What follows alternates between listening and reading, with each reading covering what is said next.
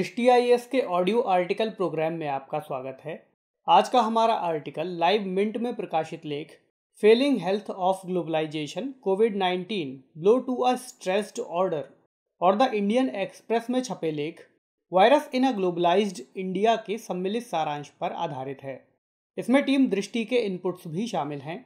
यह article GS paper 2 के अंतर्राष्ट्रीय संबंध खंड से जुड़ा है। तो आइए लेख की शुरुआत करते हैं। कोरोना संकट, वैश्वीकरण से ग्राम स्वराज की ओर। कोविड-19 और इससे दुनिया भर में फैली तबाही से शायद ही कोई अनजान हो। मौजूदा वक्त में कोरोना वायरस से भारत समेत पूरी दुनिया मुश्किलों में घिरी है। कोरोना वायरस ने सामाजिक, आर्थिक और राजनीतिक सभी पहलुओं को खासा प्रभावित किया है। इसके चलते वैश्विक परिदृश्य तो बदला ही है, वैश्विक राजनीति भी काफी हद तक प्रभावित हुई है। जाहिर है वैश्वीकरण की संकल्पना भी इसके असर से कहां अछूती रहने वाली है। माना जा रहा है कि मौजूदा संकट वैश्वीकरण के लिए कोई टर्निंग पॉइंट साबित हो सकता है। यह सच है कि वैश्वीकरण ने विचारों के आदान प्रदान, पीपल टू पीपल कनेक्टिविटी और टेक्नोलॉजी विस्तार को आसान बनाया। लेकिन जब पूरी दुनिया में लॉकडाउन जैसी स्थिति है, तब यह सब कुछ मुमकिन नहीं हो पा रहा। उधर प्रधानमंत्री मोदी ने बीते दिनों आत्मनिर्भर भारत अभियान की शुरुआत कर विशेष आर्थिक पैकेज की घोषणा की। इसके तहत उन्होंने स्थानीय उत्पाद, स्थानीय मार्केट और स्थानीय सप्लाई चेन को मजबूत बनाने की बात कही। दरअसल उन्होंने भारतीयों को आत्मनिर्भर और स्वावलंबी होने का संदेश दिया है। दूसरे शब्दों में कहें तो एक तरह से उन्होंने गांधी के ग्राम स्वराज की ओर लौटने की बात कही है। ऐसे में सबसे बड़ा सवाल यही है कि क्या हम वैश्वीकरण से वापस ग्रामीण अर्थव्यवस्था की ओर लौट रहे हैं। दरअसल वैश्वीकरण की संकल्पना ने दुनिया के देशों को एक दूसरे के करीब लाया और चरणबद्ध तरीके से वैश्विक समुदाय को एकीकृत भी किया है। लेकिन जब जब आर्थिक चुनौतियां गहराई हैं, देशों का भरोसा एक दूसरे पर से दरका है। ऐसे में महत्वपूर्ण सवाल यही है कि इस विश्वव्यापी महामारी के दौरान और उसके बाद दुनिया खुद को कैसे व्यवस्थित करेगी। यह भी देखा जाना जरूरी है कि लॉकडाउन के चलते पैदा हुए हालात और दुनिया के अन्य देशों से अपनी निर्भरता को कम करने के लिए स्वदेशी उत्पादों को प्रोत्साहन देना कितना कारगर होगा। सवाल है कि क्या कोरोना वायरस से उपजा संकट वैश्वीकरण को रिवर्स कर देगा। अगर ऐसा होता है तो दुनिया के साथ साथ भारत पर इस डी ग्लोबलाइजेशन का क्या प्रभाव पड़ेगा। आइए इन्हीं पहलुओं की पड़ताल करते हैं। सबसे पहले वैश्वीकरण को समझते हैं। आज तक किसी भी पीढ़ी को ऐसा सुअवसर प्राप्त नहीं हुआ जो हमें प्राप्त हुआ है। वह है एक ऐसी वैश्विक अर्थव्यवस्था के निर्माण का जिसमें कोई पिछड़ा हुआ नहीं रहेगा। यह हमारे लिए गंभीर उत्तरदायित्व निभाने का एक बेहतरीन अवसर है। ये शब्द अमेरिका के पूर्व राष्ट्रपति बिल क्लिंटन के हैं। गौर करें तो इसे ही हम वैश्वीकरण कहते हैं, जो विश्व के एकीकरण की एक प्रक्रिया है। इस एकीकृत विश्व में लोग वस्तुओं एवं सेवाओं से लेकर विचारों एवं नवाचारों तक का आदान प्रदान करते हैं। यह एक सतत प्रक्रिया है जिसमें दुनिया के सभी देश एक दूसरे से आर्थिक, राजनीतिक और सांस्कृतिक रूप से अंतर संबद्ध होते हैं। इस प्रक्रिया में सभी संभव स्तरों पर वैश्विक संचार बढ़ता है और विश्व में एक रूपता की प्रवृत्ति बढ़ती है। यह सच है कि इसमें सबसे ज्यादा प्रभाव आर्थिक स्तर पर दिखाई देते हैं, पर यह बाकी स्तरों पर भी समान रूप से असर डालता है। वैश्वीकरण का सकारात्मक प्रभाव समूचे विश्व को एक वैश्विक ग्राम में तब्दील कर धीरे धीरे विश्व नागरिक तक पहुंच रहा है। कुल मिलाकर देखें तो वैश्वीकरण एक ऐसे घर की वकालत करता है जो न चारों ओर से दीवारों से घिरा हो और न ही उसकी खिड़कियां जाम हो चुकी हों, बल्कि वह एक ऐसा खुला घर हो जहां चारों ओर की स्वस्थ हवाएं बहती हों। आधुनिक दौर में वैश्वीकरण करीब 5 दशक पहले चर्चा में आया, जब कैनेडियाई साहित्य के आलोचक मार्शल लुहान ने वैश्विक ग्राम शब्द को लोकप्रिय बनाया था।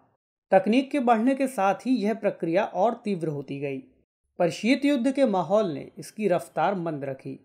फिर 1991 में सोवियत संघ के विघटन और भारतीय अर्थव्यवस्था के खुलने से वैश्वीकरण की प्रक्रिया तेज हुई और भारत इस वैश्विक ग्राम का एक महत्वपूर्ण सदस्य बन गया।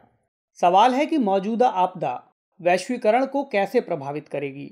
जानकारों की माने तो मौजूदा महामारी वैश्वीकरण का ही नतीजा है। वैश्वीकरण के कारण अगर दुनिया के लोग करीब ना आते तो यह बीमारी महामारी का रूप धारण न करती।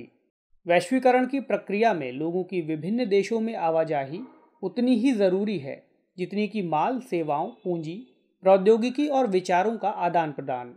ऐसे में दुनिया भर में सेवाओं और वस्तुओं की आपूर्ति श्रृंखला लगभग बाधित हो गई है। उड़ानें रद्द हैं, स्कूल बंद हो गए हैं, सरकार नागरिकों को विदेश यात्रा करने से रोक रही है और बड़े बड़े आयोजनों पर रोक लगा दी गई है। उधर कई संस्थान और फर्म्स अपने कर्मचारियों से वर्क फ्रॉम होम के माध्यम से काम ले रही हैं। इसका नतीजा यह हुआ है कि 1980 से गति पकड़ने वाला वैश्वीकरण एक लंबी और सहज यात्रा के बाद भी आर्थिक समस्याओं और राजनीतिक चुनौतियों का सामना कर रहा है। आज जब कोरोना वायरस का वैश्विक प्रकोप हर गुजरते दिन के साथ व्यापक रूप से स्पष्ट होता जा रहा है, तो कोरोना संकट के वैश्विक सप्लाई चेन पर प्रभाव की चर्चा भी आम होती जा रही है। चीन अमेरिका ट्रेड वॉर से जो वैश्विक अर्थव्यवस्था पहले से ही संघर्ष कर रही थी, वह कोरोना वायरस का सदमा लगने से और ज़्यादा चरमरा गई है। इसकी जद में विश्व व्यापार संगठन आ गया है, जो दुनिया भर में निष्पक्ष व्यापार व्यवहार को बनाए रखने की कोशिश करता है। कोरोना महामारी के कारण दुनिया भर में मंदी का दौर चल रहा है और इसने वैश्वीकरण को प्रभावित किया है। वर्तमान वैश्विक मंदी बहुत हद तक 1929 के महान मंदी जैसी व्यापक दुष्प्रभाव वाली हो सकती है। उस समय दुनिया भर में व्यापार और उत्पादन गतिविधियां कमजोर पड़ने से बड़े पैमाने पर शेयर बाजार टूटे थे और समय के साथ कई बैंक दिवालिया होकर बंद हो गए तथा दुनिया गंभीर आर्थिक मंदी की चपेट में आ गई थी। वर्तमान हालात भी कमोबेश वैसे ही हैं। हेल्थ केयर जरूरतों को छोड़कर ज़्यादातर व्यापार और उत्पादन गतिविधियां ठप हो चुकी हैं। भारत जैसा विकासशील देश विकास के लिए विदेशी निवेश एवं विदेशी व्यापार पर निर्भर है। मौजूदा महामारी भारत समेत एशिया के विकासशील देशों के लिए किसी वज्रपात से कम नहीं है। लिहाजा भारत सरकार ने लॉकडाउन के दौर में समझदारी का परिचय देते हुए स्वावलंबी और आत्मनिर्भर होकर स्वदेशी अपनाने का नारा दिया है। ऐसे में सवाल है कि स्वदेशी की राह कैसे चलेगा भारत। इसमें कोई दो राय नहीं कि वैश्वीकरण के कारण समूचा विश्व एक वैश्विक ग्राम में तब्दील हो चुका है। इस कारण दुनिया के देशों के बीच एक दूसरे पर निर्भरता बढ़ गई है। आज पूरी दुनिया बुनियादी वस्तुओं और आवश्यक चिकित्सा उपकरणों की खरीद के लिए संघर्ष कर रही है और शायद ही कुछ देशों के पास स्टॉक है। हालांकि भारत में दवा कंपनियों की पर्याप्त संख्या और क्षमता है, लेकिन ये अभी भी कच्चे माल के लिए चीन पर निर्भर हैं। लेकिन इस संकट ने हमें एक सबक दिया है कि आत्म अस्तित्व के लिए हर देश के पास बुनियादी सुविधाएं होनी चाहिए। गांधी जी ने स्थानीय स्तर पर आत्मनिर्भरता और स्वावलंबन पर जोर दिया था, लेकिन आज़ादी के बाद आधुनिक भारत के नाम पर विदेशी मशीनों को लाकर बड़ी बड़ी फैक्ट्रियां स्थापित की गईं। नतीजतन देश के तमाम लघु एवं कुटीर उद्योग धीरे धीरे कमजोर होते चले गए। घर घर से चरखा गायब होता चला गया और शहरों से लेकर गांव तक के बाजार देशी विदेशी फैक्ट्रियों के उत्पादित माल से पटते चले गए। भूमंडलीकरण ने इस प्रक्रिया में और तेजी लाई और आज हमारा देश इलेक्ट्रॉनिक सामान से लेकर खिलौनों तक विदेशी सामान से पटता जा रहा है। अब जबकि दुनिया भर में तालाबंदी है, तब स्थानीय उत्पादों की महत्ता बढ़ गई है। ऐसे में यह जरूरी हो गया है कि महात्मा गांधी की राह पर फिर से चलकर हम अपनी अर्थव्यवस्था को फिर से जीवन शक्ति प्रदान करें। हमारी वन संपदा, प्राकृतिक संसाधन, पीढ़ियों से चले आ रहे हुनर, देसी की चाहत, स्थानीय की ज़रूरत और घर घर की खपत इसका आधार बनेगी। हमारी छिपी संभावनाएं उभरेंगी और विकेंद्रीकरण के सपनों के बीच बाजार के आंकड़ों का ग्राफ भी उड़ान भरेगा। ऐसे में सवाल है कि आगे की राह क्या हो। हालिया वर्षों में अमेरिका और चीन व्यापार युद्ध में शामिल रहे हैं और संरक्षणवाद की इस जद्दोजहद ने वैश्वीकरण की सफलता पर सवालिया निशान लगा दिया है। अब जब इस संरक्षणवाद को कोरोना वायरस का भी साथ मिल रहा है, तब यह संकट और गहरा गया है। इस मुश्किल घड़ी में जरूरत इस बात की है कि कैसे दुनिया के बड़े देश अपने स्वार्थों को त्याग कर संरक्षणवाद की बजाय वैश्वीकरण की तरफ लौटें। यह इसलिए भी जरूरी है कि आर्थिक विकास वैश्वीकरण की रीढ़ है और कोई भी एक महामारी इस वैश्वीकरण को रिवर्स नहीं कर सकती। वैश्वीकरण की राह पर दुनिया इस कदर आगे बढ़ चुकी है कि अब पीछे मुड़कर नहीं देखा जा सकता। इसकी बड़ी वजह यह भी है कि इस महामारी के बाद के वैश्विक परिदृश्य को भी ध्यान में रखना होगा। जिस तरह मौजूदा परिदृश्य बदल रहा है, उससे पता चल रहा है कि संकट के बाद का परिदृश्य काफी बदला रहेगा। हालांकि संरक्षणवाद के चलते वैश्वीकरण पर से लोगों का भरोसा जरूर कम हुआ है, लेकिन यह भी सच है कि वैश्वीकरण की संकल्पना पर विराम नहीं लगाया जा सकता, क्योंकि दुनिया के देशों की एक दूसरे पर निर्भरता इतनी आसानी से खत्म नहीं होने वाली। वैश्वीकरण का फायदा लेने के लिए जोखिमों के उचित प्रबंधन के लिए भी तैयार रहना चाहिए। अगर समय रहते हम इसकी तैयारी कर लें तो वैश्वीकरण के जोखिमों से बच सकते हैं।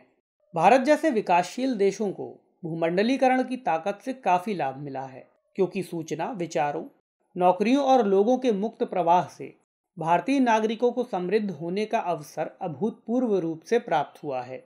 लेकिन अब जबकि विश्व परिदृश्य में तेजी से बदलाव आ रहा है, तो ऐसे में भारत के नीति निर्माताओं को ऐसा रास्ता निकालना होगा जिससे भारत नए उभर रहे अवसरों का अधिकतम लाभ उठा सके। ऐसे में भारत को चाहिए कि वह महात्मा गांधी की ग्राम स्वराज वाली अवधारणा का अनुसरण करे। कोरोना संकट के मद्देनजर पीपीई किट और N95 मास्क के रिकॉर्ड उत्पादन ने हमें स्वदेशी की तरफ प्रोत्साहित किया है। आज मजदूर वर्ग शहरों से गांवों की ओर प्रस्थान कर रहा है। शायद इसलिए गांधी कहते थे कि भारत की आत्मा गांवों में निवास करती है और गांव सामाजिक संगठन की मूल इकाइयां हैं। इसलिए गांवों को अपनी महत्वपूर्ण आवश्यकताओं के मामले में आत्मनिर्भर होना चाहिए। हम देख सकते हैं कि यूरोप कैसे संघर्ष कर रहा है, या चिकित्सा उपकरणों के लिए अमेरिका चीन पर किस तरह निर्भर है। इस संकट ने आत्म अस्तित्व के लिए बुनियादी सुविधाओं की ओर हमारा ध्यान खींचा है। पहले तो हम यह समझ लें कि इस समस्या का समाधान हम अंधाधुंध मशीनीकरण के कंधे पर सवार होकर हरगिज नहीं कर सकते। इसके लिए हमें वाईफाई, कंप्यूटर, लैपटॉप, ऑटोमेशन के साथ साथ शारीरिक श्रम पर आधारित गांवों के पुराने पारंपरिक उद्योगों का पुनरुद्धार करना होगा। जैसे गांधी ने मिल के कपड़ों के विकल्प के रूप में चरखे का पुनरुद्धार किया, वैसे ही आज हमें फिर से सिंचाई के लिए बैल से चलने वाले रहट, बैल से चलने वाले गन्ना पेरने वाले कोल्हू, हाथ करघा, हाथ के सहारे ढलने वाले बर्तन, लोहा उद्योग आदि को सामने लाना होगा। कुल मिलाकर देखें तो वैश्वीकरण के अपने लाभ के कारण इसके साथ कदमताल तो मिलाना वक्त की मांग है, लेकिन हमें सिर्फ इस पर निर्भर नहीं रहना है। गांधी दर्शन पर बल देते हुए हमें स्वावलंबी बनने की तरफ कदम बढ़ाना चाहिए, ताकि भविष्य में ऐसी आपदाओं के लिए हम खुद को तैयार कर सकें। तो आइए नोट करते हैं आज का सवाल। कोरोना वायरस से उपजी महामारी वैश्वीकरण की राह में किस प्रकार बाधक है? क्या भारत ग्राम स्वराज पर अमल कर मौजूदा संकट को कम कर सकता है? चर्चा कीजिए।